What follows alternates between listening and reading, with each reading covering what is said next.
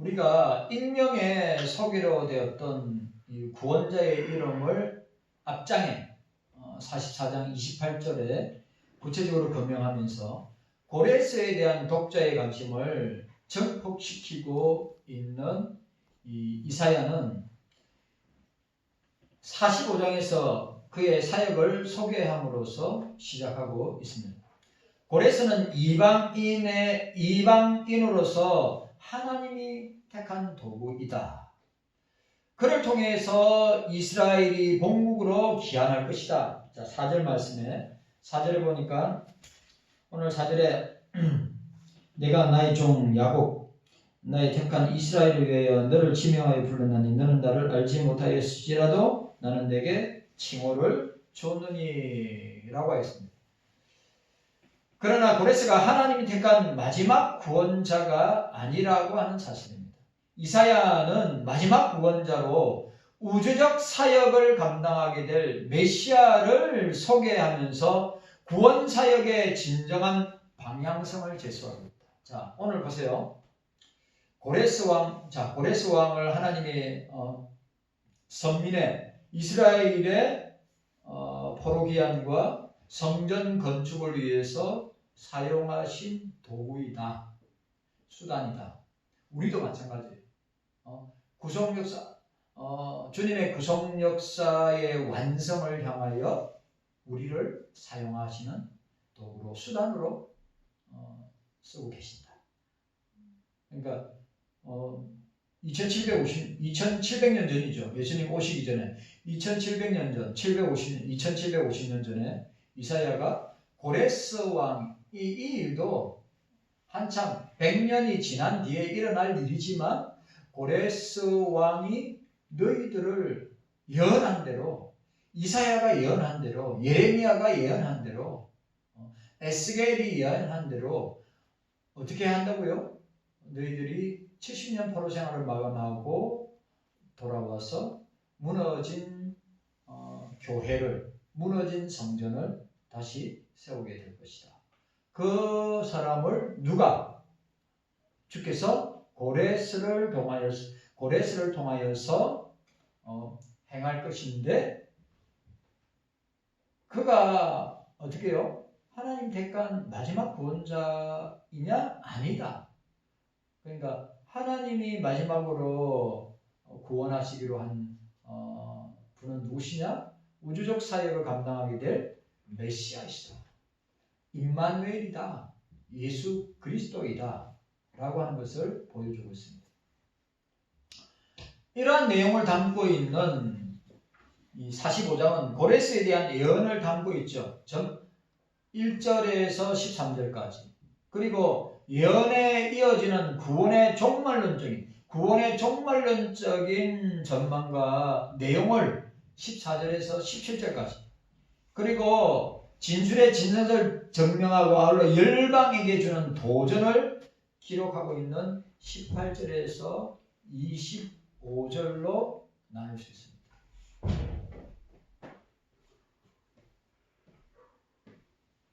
나눌 수 있습니다.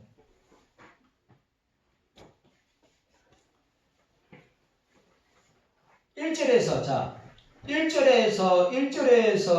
7절이 이례적으로 바사왕 고레스에게 직접 하신 말씀일지라도 여전히 그를 메시아의 모형으로 보아야 한다는 것입니다. 그러니까 모형으로 봐야지 마지막 구원자, 마지막 메시아로 보는 것이 아니다라고 하는 것입니다. 자, 8절 역시 메시아의 통치만을 의미하기보다는 고레스를 통한 역사적 기한의 결과 성취된 가나안 땅의 풍요와 연결, 그러니까 고레스를 통하여서 어떻게 해요? 70년 바벨론 포로 생활을 정리하고 해방하여서 다시 가나안으로, 이스라엘로 돌아와서 주께서 나타내고 보여주실 풍요로움과 이 은혜를 보여주고 있음을 우리는 보게 됩니다. 45장은 선지자적 조망을 가지고 고레스의 사역에 대한 예언된 부분으로 이해를 하면 되는데, 다시 말해서 고레스의 출현이 갖는 의의를 종말론적인 관점에서 전망하고 확대한 것이라고 할 수 있습니다. 그러니까 종말론적인 의미에서 어떻게 해요? 고레스가 하나님께서 예언하신 그 고레스를 통하여서 이스라엘이 회복되고 성전이 회복되는 것은 종말론적으로 메시아를 통하여서 어떻게 해요? 우리 구원의 완성과 하나님 나라의 완성과 또 새하늘과 새 땅, 새 가나안이죠. 그래서 우리가 누리게 될 것을 예표론적으로, 모형적으로 보여주고 있다고 하는 사실입니다. 45장의 핵심 내용은 진정한 구원자를 통한 위로의 메시지이다. 그러니까 오늘 이사야가 뭘 이야기합니까? 고레스가 이스라엘에게 해방을 주고 또 자유를 주고 이스라엘에게 다시 기한에서 무너졌던 성전이 세워질 것이라고 하는 내용을 갖다가 보여주고 있는데, 바로 참된 구원자, 진정한 구원자를 통한 위로의 메시지 라고 하는 것을 우리에게 설명하고 있습니다. 고레스의 이름이 거명되었을 때 하나님이 구원의 구체적인 단서를 발견한 기쁨으로 충만했을 것이다. 이사야는 고레스를 통한 포로 기한이 단지 일시적인 구원의 소식일 뿐임을 강조하고 있습니다. 그러니까 이스라엘 백성들이 착각하면 안 되는 거죠. 이거는 단지 일시적인 해방과 자유와 구원의 기쁨이고, 메시아를 통하여서 영원한 자유와 영원한 해방과 영원한 기쁨을 누리게 될 것이다 라고 하는 것입니다. 왜냐하면 이스라엘 백성들에게 포로 기한에도 불구하고 여전히 죄의 문제가 해결되지 않은 채로 남아 있었기 때문입니다. 고레스의 경우에는 육체적 자유를 보장할 수 있지만 결코 영적인 자유를 보장할 수 없다. 죄에서의 자유를, 오늘 육체적인 자유를 얻고 해방을 얻었지만 죄에서의 자유와 죄에서의 해방은 인간 고레스 왕이 아니라 우리의 구원자인, 오늘 이사야가 늘 계속해서 말하고 있는, 예언하고 있는 고난의 종, 53장의 고난의 종 메시아, 7장의 임마누엘의 메시아가 우리에게 참된 영적인 자유, 죄에서의 자유를 주게 될 것이다. 이스라엘에게는 메시아, 완전한 구원자가 필요하기 때문입니다. 그래, 오늘날 지금 이스라엘은 어떻습니까? 아직도 메시아를 기다리고 있어요. 아직도 죄에서 구원할 자, 죄에서 자유를 주실, 해방을 주실 그 메시아를 아직도 기다리고 있다고 하는 것이죠. 참 어리석고 참으로 안타깝고 참으로 불쌍한 일입니다.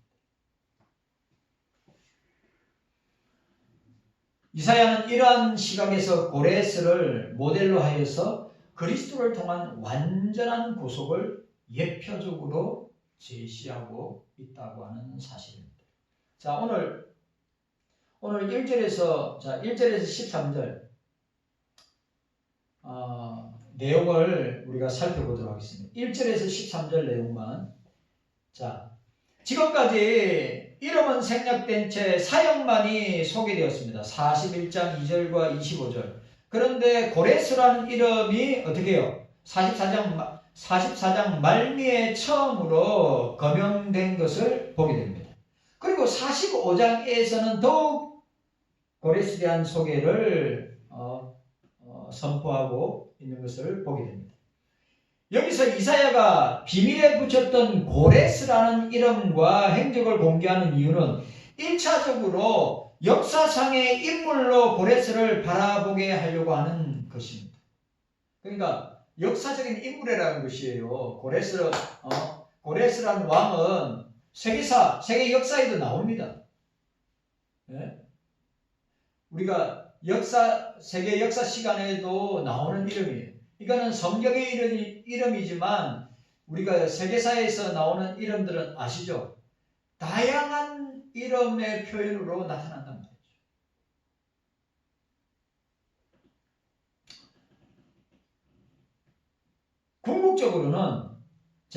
궁극적으로는 진정한 구원자이신 메시아를 바라보게 한다. 예수를 바라보게 한다. 누구를 통해서? 고레스 왕을 통하여서.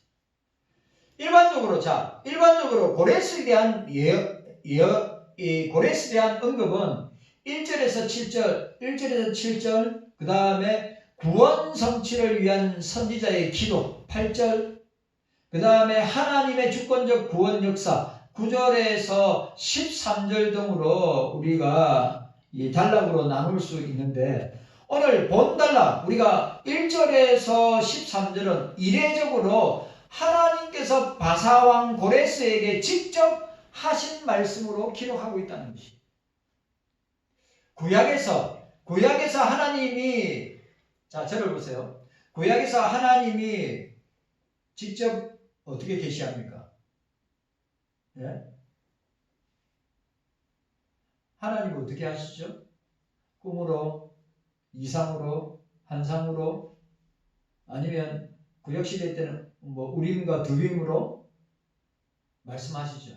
아니면 직접 현현해서, 이게 그 현현이 주의 사자, 여호와의 사자, 천사, 현현해서 직접 말씀하시기도 합니다.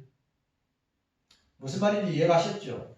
그러니까 구약시대에는 직접 계시하시고, 또 환상을 보여주시든지 꿈으로 보여주시든지 이상으로 보여주시든지, 아니면 여호와의 사자로, 여호와의 군대 장관으로, 아니면 주의 천사로 나타나서 어떻게 해요? 계시를 전달하신다.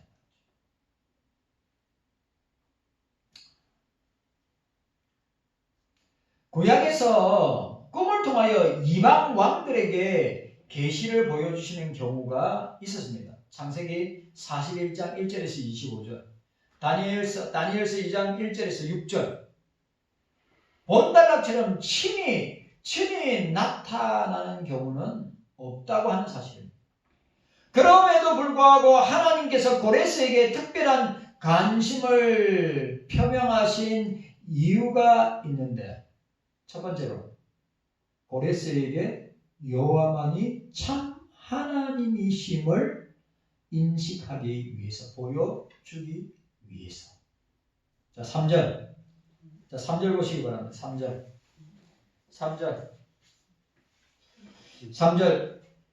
자, 3절 말씀 시작. 내게 흑암 중에 보호와 은밀한 곳에 숨은 재물을 주어서 너로 너를 지명하여 부른 자가 나 여호와 이스라엘의 하나님인 줄 알게 하리라. 뭐라고요? 고레스에게 하나님만이 참 신이심을, 여호와만이 참 하나님이심을 인식시키기 위해서다. 여러분, 우리가 하나님을 어떻게 만나느냐, 어떻게 체험하느냐, 어떻게 지적으로, 지정의로, 어떻게 경험하느냐. 이게 어릴 때부터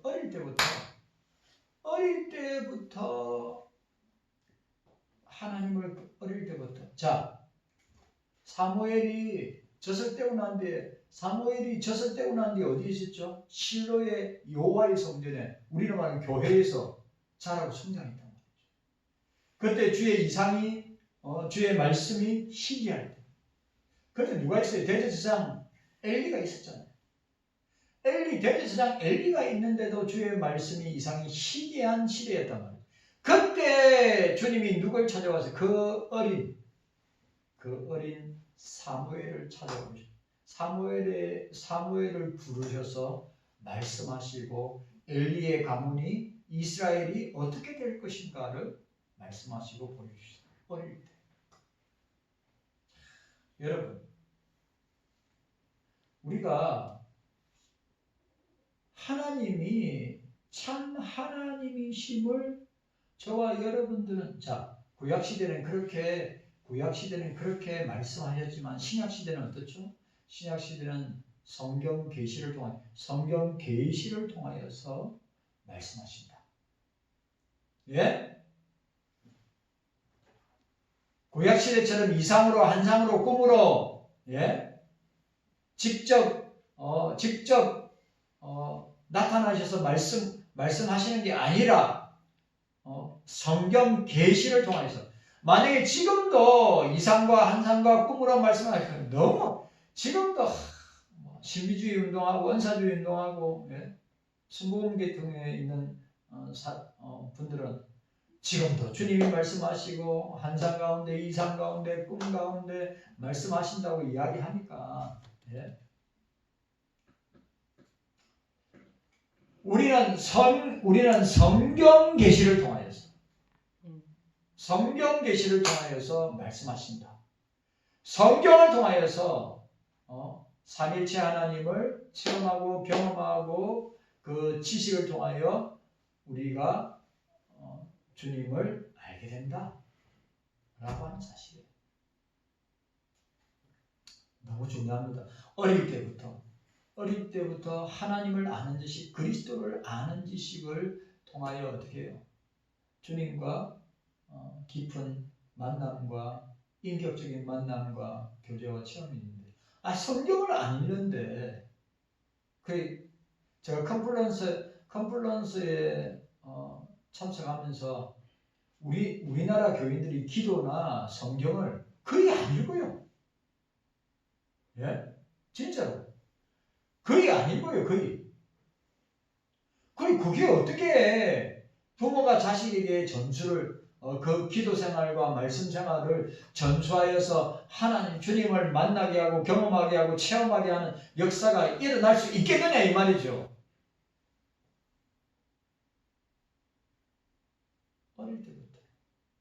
어릴 때부터 하지 않냐.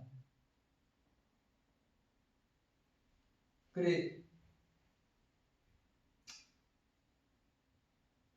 엘리 제사장의 아들은 불량자라. 엘리 제사장의 아들은 불량자라. 다른 말로 불량품이라. 불량품. 엘리 제사장의 아들을 불량자라고 그랬어. 대제사장의 아들인데 하나님을 모르는, 여호와를 모르는 불량자라. 불량자. 똑같네요. 보니까 불량품이나 불량자나 똑같은 거예요. 불량자나 불량품이나. 그러니까 딱 구별되죠. 사무엘은 하나님 어릴 때부터 말씀과 기도를 통하여 예배를 통하여서 어릴 때부터 주님을 깊이 만나고 체험하고 경험하였기 때문에 하나님을 아는 지식으로 충만한. 그런데 엘리 대제사장의 아들 홈리와 비나스, 엘리 대제사장의 아들들은 불량자라. 여호와를 알지 못하더라. 우리 자녀들도 마찬가지예요. 아니, 대제사장님 지금 뭡니까? 총회장 아니에요? 대제사장님 지금으로 따지면 총회장 아닙니까? 총회장의 자식들이 불량자라. 하나님을 알지 못하더라. 그리스도를 알지 못하더라. 이유가 뭘까요? 그 엘리 대제사장이 그 자식들을 기도와 말씀과 예배로 하나님을 보여주고 가르치지 않기 때문이었어요. 지금 이 시대도 마찬가지예요. 누구를 탓하거나 누구를 이야기할 필요가 없는 것입니다.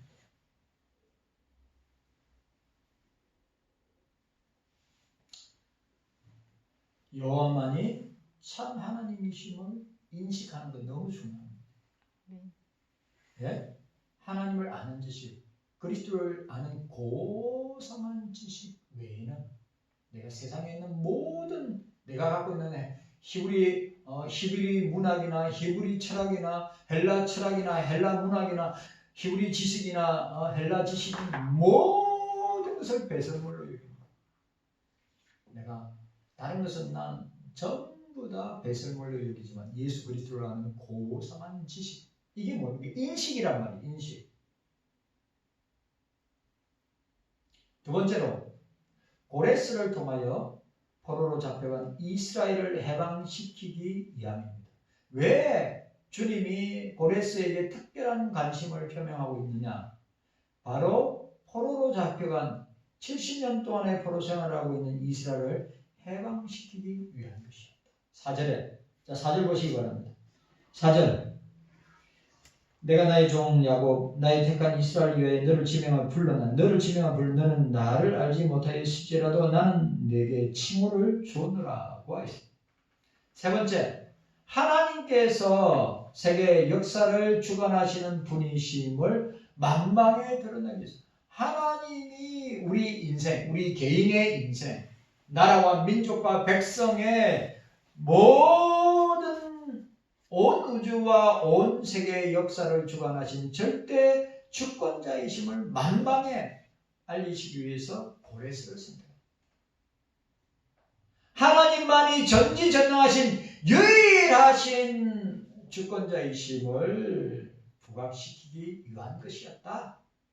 자, 5절에서 7절 말씀. 자, 5절에서 7절 말씀 함께 읽도록 하겠습니다.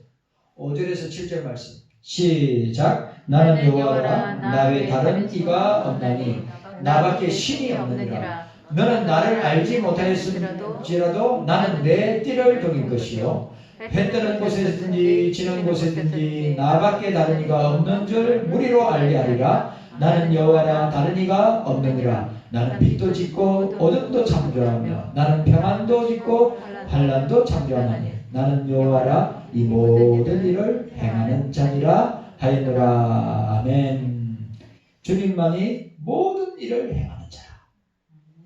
예? 주님만이 모든 일을 행하는 자라.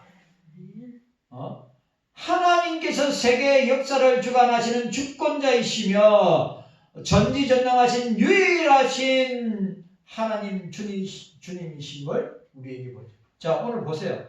빛도 짓고 어둠도 창조하고 평안도 짓고 환난도 창조하고. 오늘 똑같아요. 우리 가정이나 내 개인이나 우리 자녀들 그대로 적용할 수 있는 말씀입니다. 그러니까 우리에게 평안도 주시고 우리에게 고난도 주시고 우리에게 기쁨도 주시고 우리에게 슬픔도 주시고 꼭 전도서 3장에 날 때가 있으면 죽을 때가 있고 사랑할 때가 있으면 싫어할 때가 있고 미워할 때가 있으면 좋아할 때가 있고 때를 이야기하잖아. 그게 오늘 본문에 나와 있는 것처럼 빛도 짓고 어둠도 짓고 평안도 짓고 환난도 창조하나니 나 여호와는 이 모든 일을 행하는 자니라.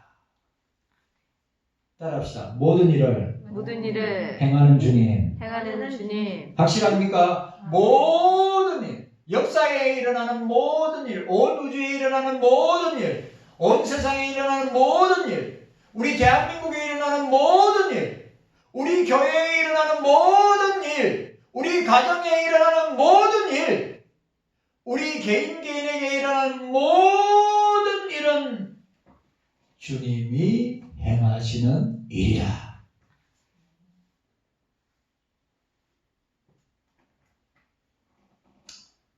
이와 같은 이유로 고레스를 친히 만나 말씀하시는 하나님은 결국 바사왕 고레스를 도구로 삼으셔서 바벨론을 멸망시키시고 이스라엘 백성들에게 해방을 시켜주실 뿐만 아니라 이사야 41장 2절 3절 25절 43장 14절 그리고 조서를 내려서 어떻게 해요?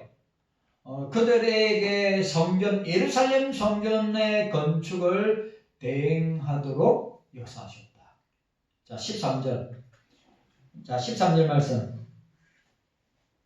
13절 우리가 읽었죠. 자 13절 말씀. 시작. 내가 의로 그를 일으킨지라 그의 모든 길을 걷게 하리니 그가 내 성읍을 건축할 것이며 나의 사로잡힌 자들을 값이나 값없음 없이 놓으리라. 만군의 여호와의 말이니라 하셨느니라. 아멘. 이스라엘의 성을 뭡니까? 무너진 성전을 건축하고 그랬어요. 이스라엘 백성들을 아무런, 그러니까 돈을 지고 간다.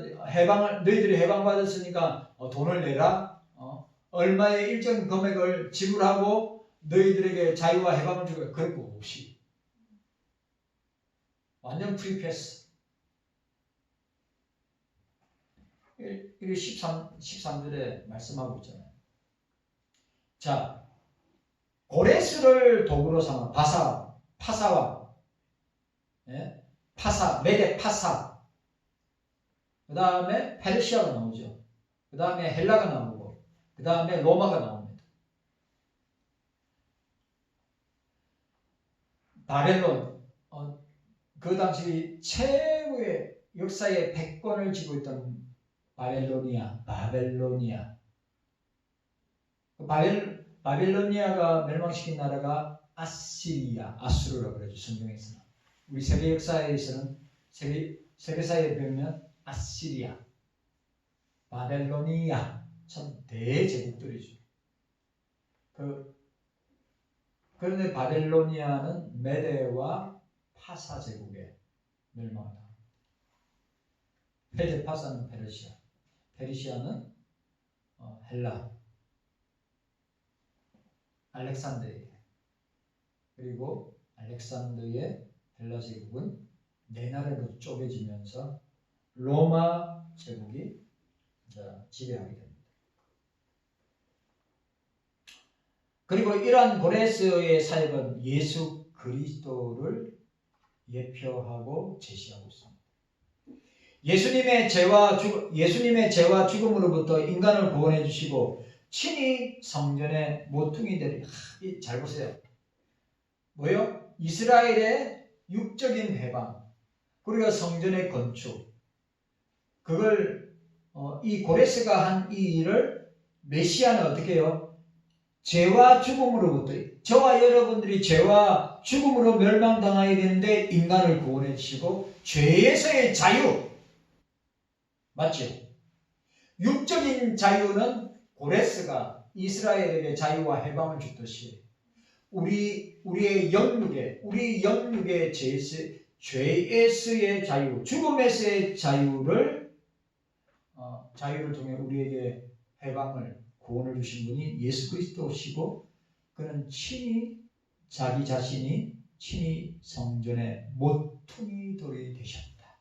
건축자의 버린 돌이 성전의 모퉁이 돌이. 모퉁이들이 제일 중요한 돌이에요. 왜? 성전을 떠받치는 가장 중요한 돌이 모퉁이. 그 모퉁이들이 무너지면 성전은 다 무너지는 거예요.